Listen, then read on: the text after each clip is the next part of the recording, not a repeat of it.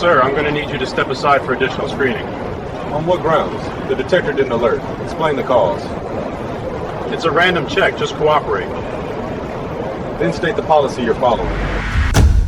The security checkpoint scanner hadn't even finished processing the passenger ahead of him when Judge Thomas Kramer knew this morning was about to become something far more significant than a routine flight. Standing there in his immaculate burgundy suit, leather attaché case at his side, he watched as TSA Officer Benjamin's expression shifted. That unmistakable look of racial suspicion he'd encountered too many times before. What Benjamin and his colleagues in their navy blue uniforms didn't realize was that they had just made the most catastrophic mistake of their careers. A mistake that would expose a systematic pattern of racial profiling, institutional corruption, and abuse of power that had been operating with impunity for years. A mistake that would transform airport security protocols across the entire nation. Before we go further, let us know where you are watching from in the comment. If this is your first time here, hit that subscribe button. These stories need to be told, and your support is what makes that possible. Judge Thomas Kramer was 48 years old and had spent the last 12 years on the federal bench. He was known throughout the legal community as a brilliant jurist who approached every case with surgical precision and unwavering commitment to civil rights. Defense attorneys admired his meticulous fairness. Prosecutors valued his consistency and legal acumen. And anyone who appeared in his courtroom knew that Judge Kramer's rulings were grounded in constitutional principle and an absolute intolerance for institutional abuse of power. He had built his reputation on holding the powerful accountable, never allowing bureaucratic protection to shield discrimination or corruption, regardless of the institution involved. Judge Thomas Kramer had earned his reputation the hard way, through 12 years of meticulous legal analysis, unwavering principles, and decisions that didn't bend to political pressure or institutional power. At 48, he was considered one of the sharpest legal minds on the federal bench, known for dissecting complex constitutional questions with surgical precision.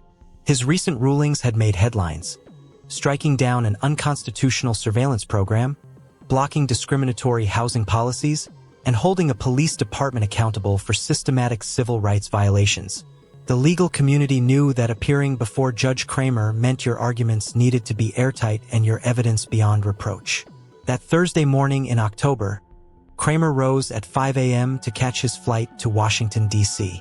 He was scheduled to deliver the keynote address at the National Symposium on Civil Rights and Constitutional Law, a speech he'd spent weeks preparing, analyzing emerging patterns of institutional discrimination in public systems. The irony of what was about to unfold wouldn't be lost on him later. By 7 a.m., he stood in the security line at the terminal, watching the familiar choreography of early morning travel. Business executives scrolled through emails while balancing coffee cups. Families herded sleepy children toward their gates. The rhythmic beeping of scanners provided a steady soundtrack to the controlled chaos. Kramer had made this journey dozens of times. TSA pre-check meant the process was routine. Laptop and shoes in the gray bins, walk through the detector, collect belongings, proceed to gate 42. He had spent over a decade challenging discrimination from the bench, wielding the law as a scalpel to excise injustice from institutions that believed themselves untouchable. He understood constitutional protections in theory, had defended them in hundreds of written opinions. Today, he would experience their violation firsthand. And this time, he wouldn't just be the judge. He would be the evidence. Officer Benjamin Martinez had worked airport security for 9 years and considered himself a consummate professional. He prided himself on his instincts, his attention to detail, his ability to spot potential threats in a sea of tired travelers. What he should have noticed that morning was the impeccable tailoring of the burgundy suit, easily $2,000, custom-fitted. The leather attaché case with hand-stitched details that cost more than Benjamin made in a month. The understated presidential watch that whispered wealth rather than shouted it. The TSA pre-check designation on the boarding pass. The quiet confidence of someone accustomed to authority and respect. But Benjamin didn't see any of that. What he saw was a black man in an expensive suit, traveling alone, looking too comfortable, too confident, too successful. The thought flickered through his mind unbidden. Probably thinks he's better than everyone else. Benjamin caught Richard's eye across the checkpoint and gave a subtle nod. Richard moved into position, his bulk serving as silent intimidation. A quick hand signal brought Jeffrey closer with his equipment cart. Sharon, the supervisor, noticed the assembling team and drifted over, already knowing what was about to happen. They'd performed this routine dozens of times before, a coordinated dance of bureaucratic harassment disguised as security protocol. Legal reality check. The rule. The 14th Amendment guarantees equal protection under the law. That means government officials, including airport security, cannot target citizens based on race. A coordinated team assembled before any security trigger is not procedure. It is selection. The red flag. Benjamin signaled his entire team before Kramer passed through a single checkpoint. No alarm. No alert. The team assembled on appearance alone. The consequence. When race drives the decision and procedure provides the cover, the Constitution is being used as a costume. That is selective enforcement, and it is illegal. Judge Kramer placed his attaché case and shoes in the gray plastic bins with practiced efficiency. He removed his watch, his belt, ensured his pockets were empty. He walked through the metal detector with the calm assurance of someone who'd done this 1,000 times. The detector remained silent. No alarm. No alert. No beep whatsoever. Benjamin approached anyway, his voice carrying just enough authority to make nearby travelers glance over. "Sir, you've been selected for additional screening." Kramer turned, genuine confusion crossing his face. Selected? On what basis? The detector didn't indicate any issue. Benjamin's expression didn't change. "Random selection, sir. Please step aside." Jury checkpoint. What the officer claimed. Officer Benjamin claimed Kramer was selected by random algorithm. No alarm had triggered. No specific behavior flagged. What the law requires. The 4th Amendment requires reasonable suspicion before a person can be detained. Random is not a legal standard. And assembling a 4-person team before a subject passes through any scanner is not random. It is targeted. You decide. Was this random selection, or a decision made before Kramer took a single step? Let us know in the comment. Benjamin repeated his demand, the words carrying the weight of assumed authority but offering nothing beneath. No reason, no justification, just the expectation of automatic compliance. Kramer didn't move toward the secondary screening area. Instead, he asked a question. What specific protocol triggered this selection? The simplicity of it seemed to catch Benjamin off guard. His jaw tightened, a microsecond of hesitation before he reset to his scripted response. "Sir, you've been selected for additional screening. Please step aside." Did the scanner indicate any anomaly? Kramer's tone remained even, curious rather than confrontational. Any alert that would warrant escalation? Benjamin's hand gestured vaguely toward the equipment, but no words followed. Kramer continued, each question precisely calibrated. "What is your reasonable suspicion standard here? Are you alleging I match a threat profile?" These weren't the questions of an indignant passenger.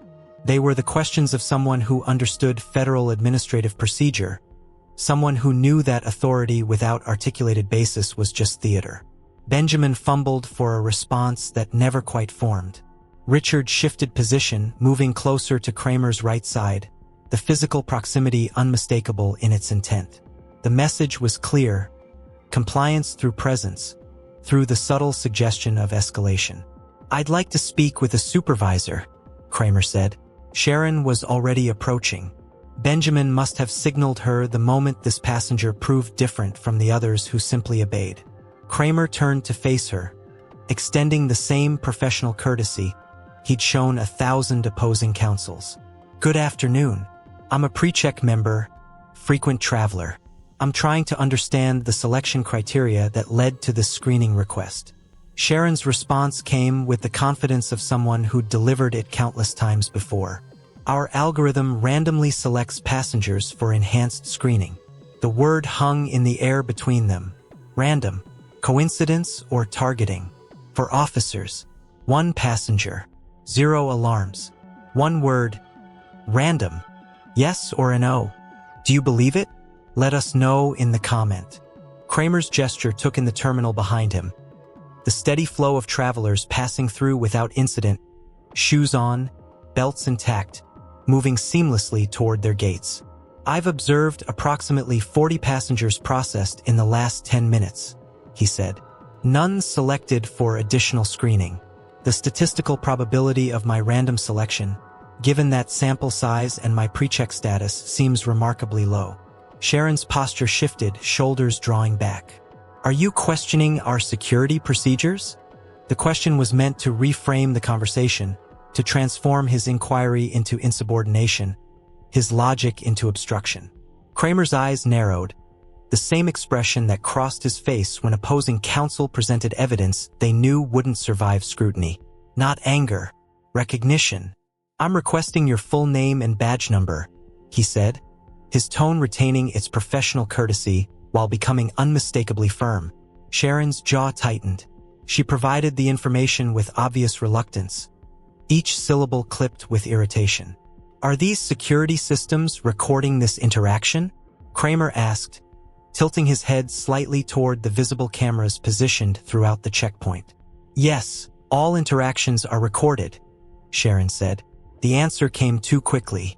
She realized her mistake the moment the words left her mouth. The confirmation that there would be documentation, that this wasn't happening in the convenient absence of evidence. Jeffrey appeared with a handheld scanner and additional equipment, moving with the practiced efficiency of someone who'd performed this routine countless times. Pat down, Sharon ordered, despite Kramer having passed through the detector without triggering any alarm. Kramer reached into his jacket pocket and withdrew his phone. He held it up, the camera lens pointed toward Sharon, toward Jeffrey, toward the entire staged performance of security theater. The red recording indicator began to glow. Legal reality check. The rule. Authority inflation occurs when officials exceed the legal scope of their power and dare the other person to challenge them. A pat-down requires either consent or articulable reasonable suspicion. The detector showed nothing. No suspicion was ever stated. The red flag. Sharon ordered a pat-down after Kramer passed through the detector without a single alarm. The order followed his request for names and badge numbers, not any security concern. The consequence. When physical searches are ordered in response to a citizen asking questions, the search isn't about security. It is retaliation. And retaliation by a government official is a federal civil rights violation. Put that phone away. Sharon's command came sharp and immediate. TSA policy prohibits recording security procedures, she added, her hand gesturing as if the motion itself carried enforcement power. Kramer didn't lower the phone. Recording in public spaces is protected by the First Amendment, he said, his voice maintaining its measured calm. TSA checkpoints are public areas. There's no reasonable expectation of privacy in your official duties, and no federal regulation prohibits documentation of security procedures. He paused, letting the legal framework settle between them. If your procedures can't withstand transparency, perhaps they require revision. Sharon's mouth opened, then closed. Richard stepped forward to complete the pat-down, his movements deliberately aggressive, hands pressing harder than necessary, lingering longer than protocol required. He found nothing. Benjamin moved to the attaché case, announcing that it required manual inspection. He opened it with methodical precision, removing items one by one and placing them on the stainless steel table. Legal documents, a laptop, materials from the upcoming judicial conference in Denver. Then his hand found the leather credential holder. He opened it. His expression changed, a subtle shift, confusion giving way to recognition, giving way to something approaching alarm. He showed it to Richard, then to Sharon. The federal judicial identification inside carried Kramer's photograph beside the seal that represented 30 years of constitutional interpretation, thousands of decisions rendered, a career built on the careful application of law. Panic flickered across Sharon's face. Brief but unmistakable, the realization of what this interaction had become, what documentation now existed, whose rights had just been subjected to this particular theater. She had a choice in that moment. She chose poorly. Instead of apologizing, instead of gracefully acknowledging the error, she doubled down. Jury checkpoint. What the officer claimed. Sharon ordered a physical pat-down after Kramer began recording and requesting badge numbers, not after any security alert. What the law requires. A pat-down requires reasonable suspicion of a threat. Cannot be ordered as punishment for asserting rights. Retaliatory searches violate the First and Fourth Amendments. Credential verification, when discovered, creates a legal obligation to de-escalate, not double down. You decide. Did Sharon's team cross from security screening into retaliation the moment that recording light came on? Let us know in the comment. Sharon's voice rose, carrying across the checkpoint with deliberate projection, ensuring the nearby passengers heard every word. Federal judge or not, security protocols apply to everyone equally. Benjamin's smirk returned, emboldened now by his supervisor's public support. Richard added his own contribution. We treat everyone the same. Kramer observed their coordination, the way they fed off each other's confidence, the performance becoming more assertive now that they believed they had institutional backing. He closed his eyes briefly, took a measured breath. The decision formed with the clarity of long judicial practice, weighing options, considering consequences, choosing the path that served justice rather than convenience. One phone call to the airport director would end this immediately. His credentials alone could shut this down in 30 seconds. A quiet word, a discreet intervention, and he'd be on his way to Gate C7 with apologies trailing in his wake. Instead, he chose to let it continue. He needed complete documentation of their entire process, every discriminatory selection criterion, every procedural violation, every moment of retaliation for asserting constitutional rights. This happened to people without his resources every single day. People who couldn't make that phone call. People whose recordings would be dismissed, whose complaints would vanish into bureaucratic silence. Time to gather evidence that might actually protect all of them. The phone remained steady in his hand, red indicator still glowing. Please proceed with your protocols, Kramer said, his voice carrying the same professional courtesy he'd maintained throughout. I'll cooperate fully. Sharon's expression flickered, something between satisfaction and uncertainty, before she turned to Jeffrey. Complete a thorough examination of all belongings. Jeffrey nodded and reached for the attaché case, preparing to empty its contents completely onto the cold steel table. Procedure or punishment? He had every right to make one call and end it. He chose to document everything instead for everyone who can't. Was that the right call? Yes or a no? Let us know in the comment. Jeffrey demanded the laptop be powered on for examination. Kramer complied, but spoke clearly for the recording. I am complying under duress and do not consent to search of privileged materials. He entered the password. The desktop appeared, organized folders, professional background, the digital workspace of someone whose work involved the interpretation of constitutional law. Jeffrey began opening files randomly, clicking through directories with no apparent methodology. No specific objective beyond the demonstration of power. His cursor found a folder labeled, Sealed, Federal Court, Confidential. He clicked it open. Judicial orders appeared on screen. Privileged attorney communications. Materials from ongoing cases. Sensitive deliberations protected by multiple layers of legal confidentiality. You are now accessing sealed federal court documents protected by judicial privilege, Kramer stated, his voice steady and clear for the recording. Jeffrey continued anyway, scrolling through sensitive legal materials as if they were vacation photos. Benjamin leaned closer, reading over Jeffrey's shoulder. Heavy reading for a flight, he said, the joke landing with casual cruelty. Even Sharon looked uncomfortable, but she didn't intervene. The search extended to 25 minutes as the morning rush built behind them. Hundreds of passengers now filled the terminal, dozens watching, several holding up phones, recording the scene, capturing the optics that told their own story.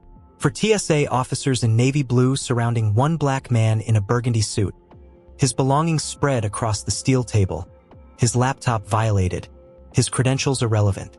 Richard made his comment loud enough for the growing audience. You can never be too careful these days. The implication hung in the air, unmistakable in its intent. Jeffrey finally closed the laptop. He had found absolutely nothing suspicious. He had never expected to. Legal reality check. The rule. Sealed federal court documents carry judicial privilege, a legal protection that prevents unauthorized access, even by government agents. Accessing them without a court order is not a security procedure. It is a federal crime. The red flag. Jeffrey opened a folder explicitly labeled sealed. Federal court, confidential, and scrolled through it after Kramer verbally stated the documents were protected. On camera, with witnesses. The consequence. This moment transformed a civil rights violation into a criminal one. It is no longer just profiling.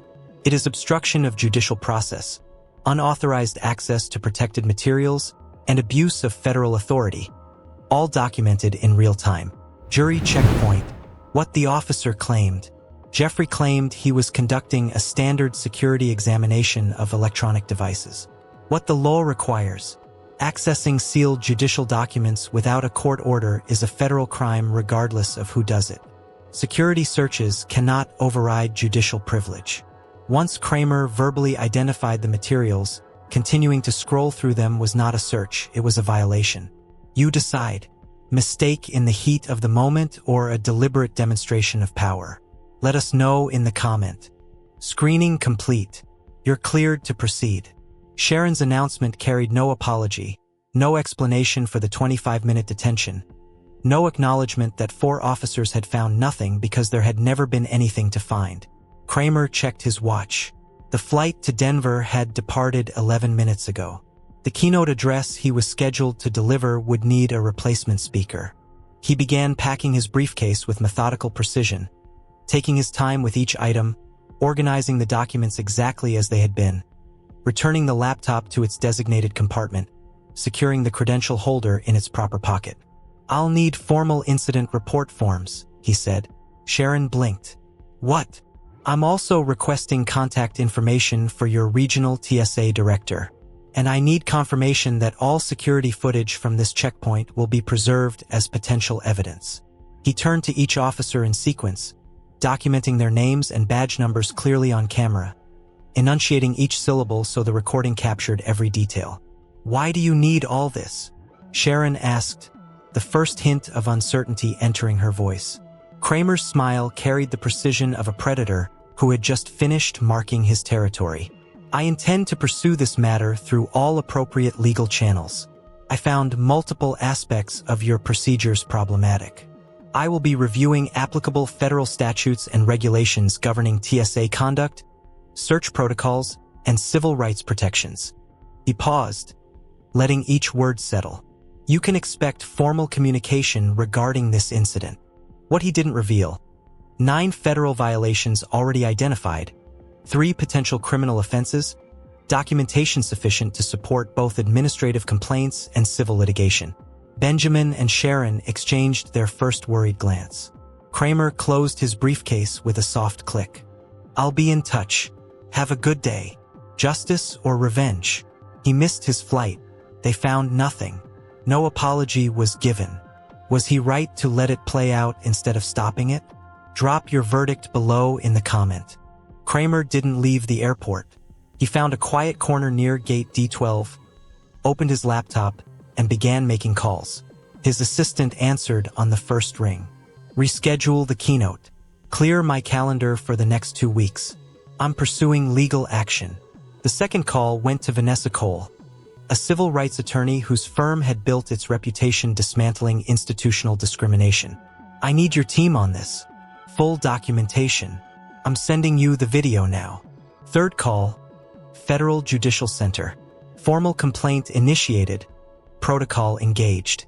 Fourth call, FBI Civil Rights Division. Direct line. No intermediaries. Over the next 90 minutes, 7 passengers approached him. They'd witnessed the entire incident. They volunteered as witnesses, provided contact information, described what they'd seen with the clarity of people who recognized injustice when it unfolded in front of them. Kramer created a minute-by-minute timeline, cross-referenced with video timestamps. He photographed the 4 officers from a distance as they continued their work, documenting badge numbers one final time. 2 hours after missing his flight, He finally left the terminal. The dismantling had already begun. Legal reality check. The rule. A federal civil rights lawsuit requires documentation. The incident, the pattern, the witnesses, and the evidence that the system knew. Every call Kramer made, FBI, Federal Judicial Center, Civil Rights Council, was a separate track of accountability running simultaneously. The red flag. Most victims of profiling file one complaint. It disappears. The system absorbs it.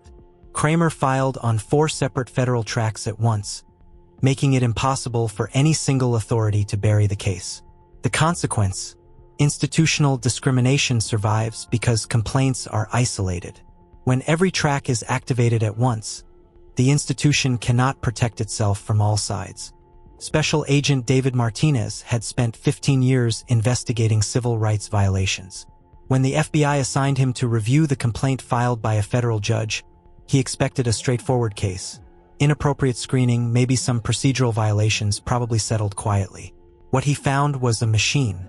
6 months of security footage told a story that statistics made undeniable. Benjamin, Richard, Jeffrey, and Sharon didn't just work together. They operated as a coordinated unit with systematic precision. The numbers were devastating.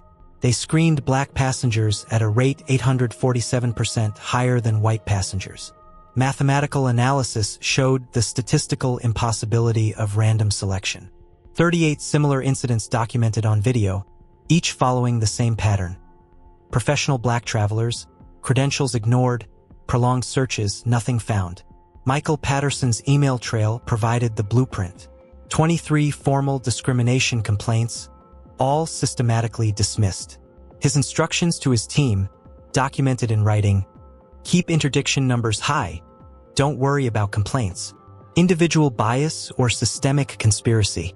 847% higher screening rate. 23 buried complaints.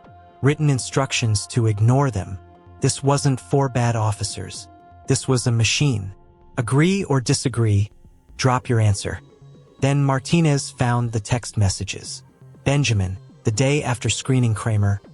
Another uppity one who thinks his suit makes him special. Sharon to Patterson, 3 weeks earlier. Same complaints, same result. Nothing happens to us.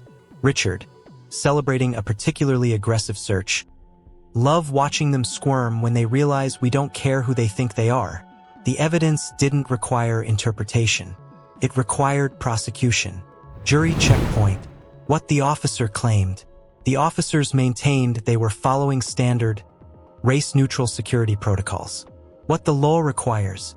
Intentional racial discrimination by government officials violates the Equal Protection Clause of the 14th Amendment. Text messages showing racial motivation are direct evidence of discriminatory intent, not circumstantial. Intent plus pattern plus documented cover-up equals conspiracy under federal civil rights law. You decide. Does written proof of racial motivation remove any doubt, or is there still a reasonable explanation? Let us know in the comments section. Vanessa Cole's civil rights team filed the federal lawsuit with documentation that read like an indictment of institutional racism operating under the veneer of security protocol. Discovery produced internal communications that airport authority lawyers couldn't explain away. Statistical expert testimony demonstrated the mathematical impossibility of Kramer's random selection. Patterson's performance reviews showed he had rewarded officers for thoroughness, despite their searches producing 0 actual security findings across hundreds of incidents. A separate federal criminal investigation opened into the unauthorized access of sealed court documents, a violation that carried its own consequences independent of the discrimination claims. The airport authorities' defense collapsed when their own evidence proved the pattern they'd spent years enabling. Kramer's video went viral 72 hours after he posted it. 40 million views. National media coverage. Headlines that captured what millions of Americans already knew from experience. Federal judge exposes TSA racial profiling. The airport authority issued a defensive statement declaring their procedures appropriate and non-discriminatory. It lasted 36 hours before being retracted under the weight of evidence and public outrage. The NAACP, ACLU, and National Bar Association demanded Department of Justice action. Then the other victims began coming forward, 127 people with similar experiences, similar patterns, similar humiliation absorbed in silence because they didn't have Kramer's resources or credentials to fight back. Congressional hearings followed. Kramer testified, bringing documentation that filled 3 binders. Senators who'd spent careers ignoring these complaints suddenly demanded immediate nationwide reforms. The optics had finally become impossible to ignore. Accountability or optics? It took a federal judge, 40 million views, and congressional pressure for institutions that ignored 23 complaints to suddenly act. Should it have taken all of that? Yes or no? Let us know in the comment. The settlement came to $9.2 million, a record for airport discrimination cases. All 4 officers were terminated for cause. Michael Patterson was fired and faced federal charges. Benjamin was convicted of violating civil rights under color of authority. 30 months in federal prison. Patterson pleaded guilty to conspiracy. 22 months in federal prison.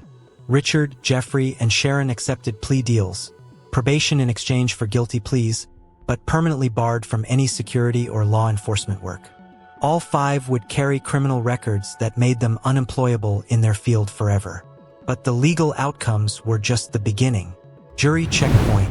What the officer claimed. The officers argued they were following orders and institutional norms, not acting on personal racial bias. What the law requires. Following orders is not a defense to civil rights violations under federal law. Officers who knowingly discriminate under color of authority face personal criminal liability. The 14th Amendment binds every government official regardless of institutional policy. You decide. 30 months for years of systematic abuse of hundreds of people.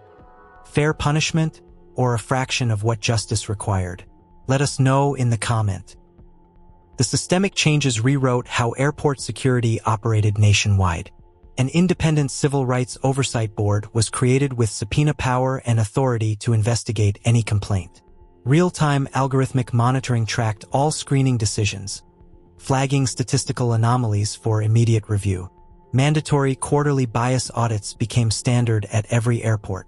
Body cameras became required for any search exceeding 5 minutes.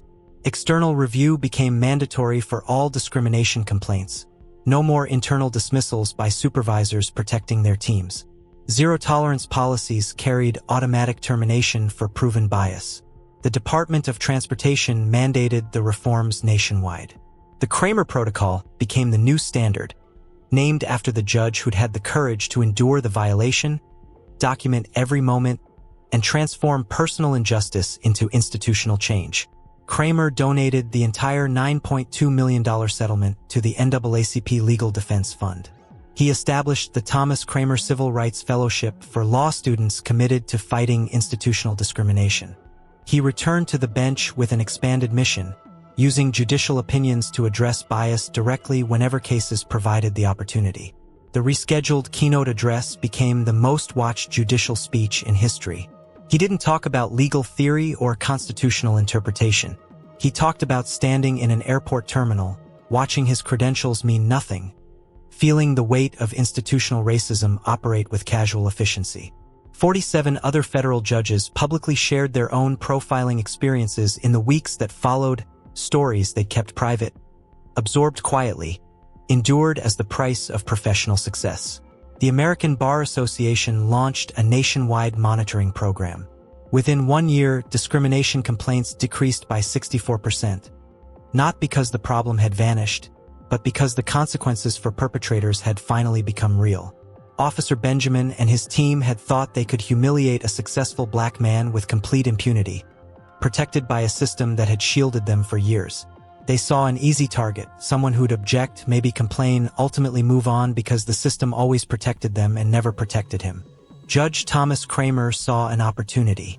They handed a federal judge who'd spent 30 years dismantling institutional corruption the perfect evidence to dismantle their entire operation. Every violation documented, every procedural abuse recorded, every moment of retaliation preserved on video that would be reviewed by investigators, presented to juries, analyzed by experts, and broadcast to millions. Sometimes justice doesn't just require wearing the robe. Sometimes it requires the courage to remove it, to endure the abuse, to document every violation with methodical precision, and to systematically destroy the system that enables discrimination to operate as standard procedure. Benjamin got 30 months in federal prison. Patterson got 22 months.